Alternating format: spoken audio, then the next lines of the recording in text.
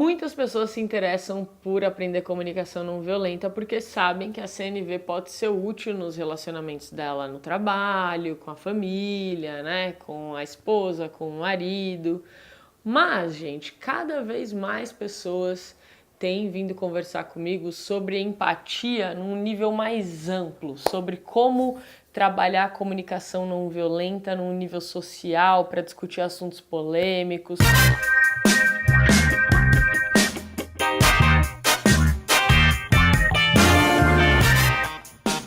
Como, por exemplo, quando a gente está conversando com pessoas que são muito diferentes da gente, que discordam da gente, que têm opiniões diferentes quando os temas são política, religião, enfim. Pois bem, a comunicação não violenta, ela é uma ferramenta muito potente para se discutir isso. Inclusive, uma das frases que mais me marcaram do Marshall Rosenberg, que é o criador da comunicação não violenta, se uso a comunicação não violenta para libertar as pessoas de depressão, de conviverem melhor com suas famílias, mas simultaneamente não lhes ensino como rapidamente transformar os sistemas sociais no mundo, então me torno parte do problema. Essencialmente estarei as pacificando, fazendo-lhes mais felizes de viver nos sistemas como estão atualmente, e assim utilizando a CNV como um narcótico. Então, se um dos grandes princípios da comunicação não violenta é entender que toda agressão é uma expressão trágica de uma necessidade não atendida, como que a gente consegue olhar para a sociedade e entender quais são as necessidades não atendidas das pessoas que estão sendo violentas e quais são as necessidades não atendidas de pessoas que estão sendo historicamente oprimidas. Então é por isso que há algum tempo já eu venho falando sobre empatia e privilégios e tenho feito também nos meus treinamentos a caminhada dos privilégios. Na caminhada dos privilégios, eu costumo utilizar algumas perguntas que foram escritas pelo escritor Alex Castro. Eu vou deixar o link aqui das perguntas para vocês, mas basicamente a caminhada dos privilégios funciona.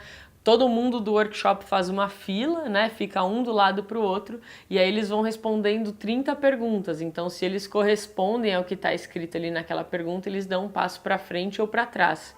E alguns tipos de perguntas são: se as pessoas que lhe criaram tiveram que trabalhar à noite, nos finais de semana ou em 2 empregos para sustentar a sua família, dê um passo atrás. Se a sua orientação sexual é utilizada como um xingamento, dê um passo atrás. Se você foi a única pessoa de sua raça em uma sala de aula ou num local de trabalho, dê um passo atrás. Se você pode dar um passo à frente, dê um passo à frente. Se o seu pai participou ativamente na sua criação, dê um passo à frente. Se os dias festivos da religião na qual foi criada são feriados nacionais, dê um passo à frente.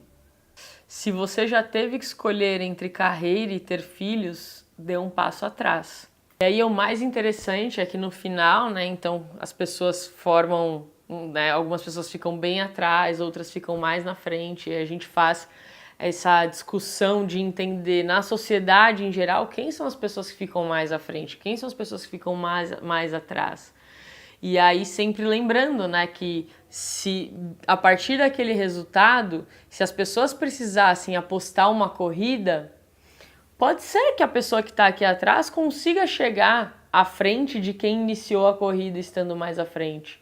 Só que isso é muito mais difícil e é injusto, porque cada passo que você dá nessa caminhada dos privilégios, e se você olhar as perguntas aqui e tentar responder, né, ver quantos passos você daria, nenhum dos passos que você dá na caminhada dos privilégios, você dá por mérito seu. Então, cada um desses passos são condições que foram dadas para você, né? Então, você não escolheu qual seria a sua cor da pele, você não escolheu o seu gênero, você não escolheu o lugar onde você nasceria, você não escolheu nascer com uma família rica ou pobre.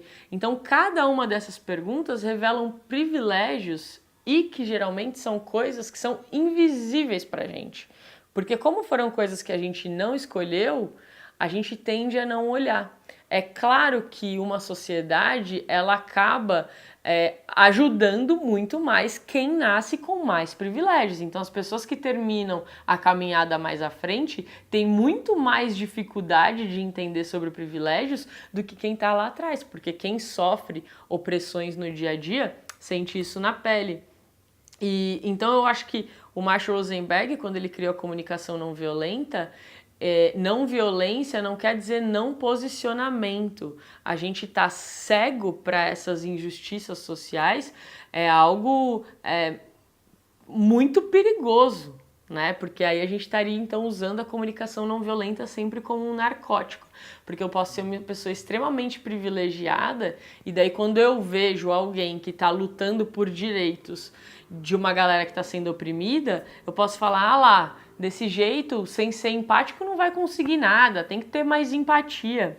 Mas quem tem mais privilégio tem a maior capacidade de demonstrar essa empatia, né? Agora, as pessoas se confundem muito, por quê? Porque elas pensam que elas sentem assim, cara, eu sou privilegiado, mas a minha vida não é fácil. Eu também tenho que me esforçar. Então, eu acho que é super importante a gente lembrar que justiça social e esforço pessoal não são coisas que são absolutamente distintas. O que acontece hoje em dia é que quando as pessoas começam a falar em justiça social e principalmente políticas públicas reparadoras para essas injustiças, muito logo a pessoa já é julgada como uma comunista, que quer uma ditadura comunista, que, enfim. E quando alguém fala em esforço pessoal, e aí meritocracia também, né, que está sendo uma palavra que está sendo bem massacrada, também já julga essa pessoa de coxinha, de direita, né? Então, eu acho que a gente precisa das duas coisas. Não tem como falar em esforço pessoal sem falar em justiça social. E não tem como a gente ficar a vida inteira só falando que né, em dar as coisas para as pessoas sem saber que o esforço pessoal de cada um é algo importantíssimo, não só socialmente, mas para o próprio indivíduo. Todo mundo quer sentir que pode florescer na vida, que tem o seu potencial expressado na vida. Eu acho que essa dificuldade, esse desafio de conseguir entender e dialogar sobre os privilégios é porque a gente tem uma lógica muito binária de conversar sobre esses assuntos polêmicos. E a gente precisa então adicionar um pouquinho de complexidade a esse assunto. E tem uma frase do Boaventura de Souza Santos que eu acho que explica lindamente como que precisa ser a nossa visão a respeito disso, que é: temos o direito de ser iguais quando a nossa diferença nos inferioriza. E temos o direito de ser diferentes quando a nossa igualdade nos descaracteriza. Daí a necessidade de uma igualdade que reconheça as diferenças e de uma diferença que não produza, alimente ou reproduza as desigualdades. Bem, e todo esse tipo de pensamento, esse tipo de atividade, ele tem mudado o meu trabalho e a minha visão sobre a comunicação não violenta gradualmente, né? Eu, por exemplo, percebi que eu atendia somente pessoas privilegiadas no meu curso, né? Muito por conta do valor do curso e também muito por conta do que eu represento, né? Uma mulher branca. Então, eu tenho muita vontade que os meus cursos cada vez mais tenham essa diversidade representada e que a comunicação não violenta esteja acessível e que eu possa torná-la acessível para mais pessoas que querem praticar a comunicação não violenta, né?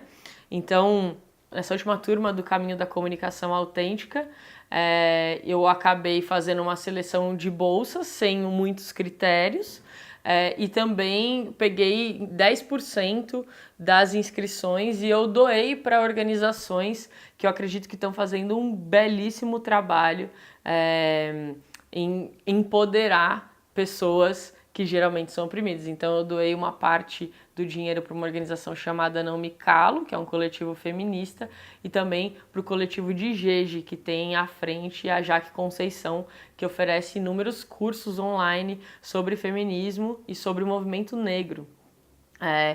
Mas eu acho que, para além disso, né, de ajudar as iniciativas que eu acredito no mundo financeiramente, eu quero que os meus cursos tenham mais essa diversidade representada. Então, por isso, tanto o Balaio quanto o Caminho da Comunicação Autêntica vai ter um processo de bolsas mais criterioso que é para garantir essa diversidade. Então, se você tem interesse em aprender comunicação não violenta, seja pensando o CNV com base em conteúdos feministas ou pensar CNV para sua vida, que daí seria o CCA, participe, você vai ver que tem a ficha de inscrição para esses cursos estão aqui. Então, se você participa de movimentos sociais, se você participa de algum movimento do setor LGBT, se você participa do movimento negro, se você participa de algum coletivo feminista, eu gostaria muito que vocês se aproximassem e que quem tiver afim de praticar comunicação não violenta, aprender comunicação não violenta, esteja junto, mesmo que não possa arcar com valor financeiramente. Então, tá aqui o link de formulário de inscrição e se você pode arcar, se você tem dinheiro para participar desses cursos, venha, porque daí você vai ter a chance de discutir muito mais, porque uma coisa que eu percebo é que pessoas privilegiadas, elas não querem ser más. Elas não querem estar nesse lugar de opressoras, mas está todo mundo muito confuso sobre, então, como se colocar no mundo. E eu não estou dizendo que eu sou uma pessoa que já zerou, que já sabe como vai se colocar, mas eu quero ser uma pessoa que cria cada vez mais esse espaço produtivo de diálogo entre pessoas que vivem vidas completamente diferentes, para quem sabe ajudar um pouquinho a criar um mundo mais justo. Beijo!